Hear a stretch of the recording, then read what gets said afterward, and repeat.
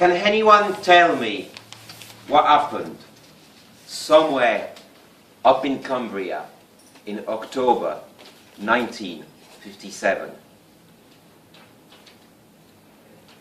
The Windscale accident was Britain's worst ever nuclear disaster and one of Europe's greatest nuclear accidents. It happened in a place that is today known as Sellafield. We've got to have these things, whatever it costs, and it must have the bloody Union Jack on the top of it. This is why British Foreign Secretary Ernest Bevin said in 1946, shortly after World War II, after the Americans tore apart wartime treaties promising that the technologies would be shared, the country was on its own and had to get the bomb. 2 nuclear reactors were built up in Windscale, huge concrete boxes with a lot of graphite in them to slow the neutrons down and drive the nuclear reaction forward. They were cooled quite simply by air being blown away by fan and expelled up in a smokestack. In the early 1950s, when they were put into service, a crucial discovery was made, that the graphite inside expands when it's bombarded by neutrons and could eventually completely collapse and implode under its own weight. But one way was devised to beat around the process, which was simply to heat it up for a short time so that it shrinks back into place and everything goes back to normal. This annealing method was done 8 times successfully. The 9th time is October 1957. Everything seems to be going according to plan. But a few hours after the end of the annealing, fuel channel 2053 shows an anomaly.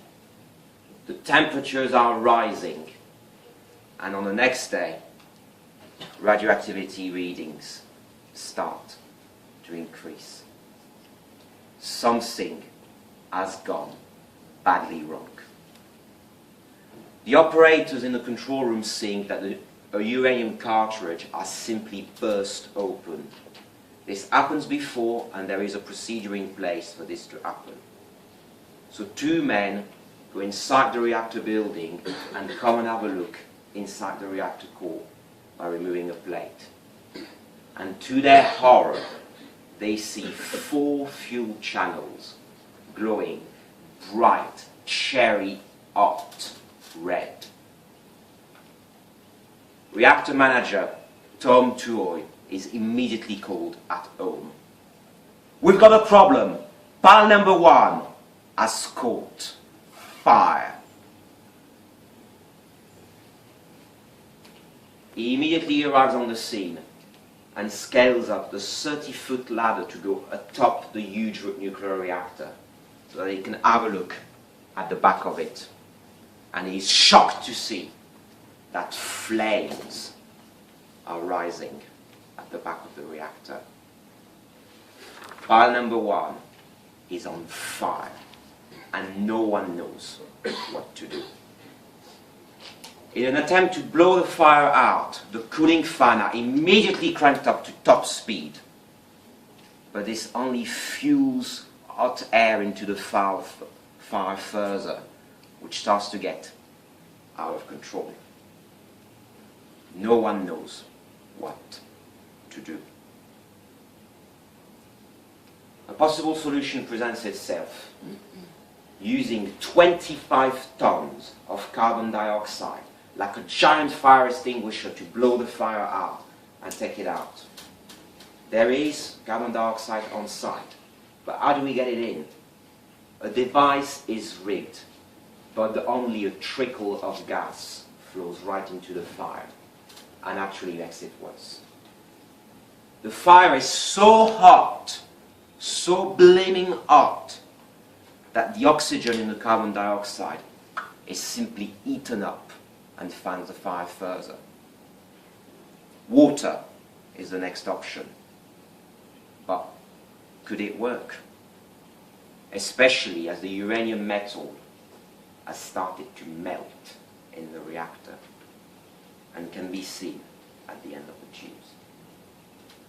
The uranium could simply react with the water, release hydrogen, and the entire building could explode, as happened in Fukushima. But there is no alternative. Tom Tuohy goes alone inside the reactor building and gives the order for fire hose to be put on the charged phase, to be turned on so that a lot of water will flow in the reactor and hopefully douse the fire and drown it.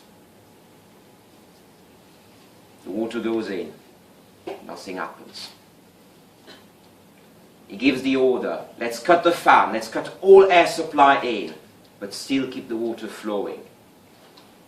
And slowly but surely the flame finally starts to die. With great effort, he opens up a porthole to look right inside the reactor core and sees the glowing amber slowly fading away. The fire has been beaten. Tom Tuohy lived to 90 years old, despite his radiation exposure. He was awarded a CBE for his effort, but only many years later, since his bravery took and one of its men took many, many years to be recognized.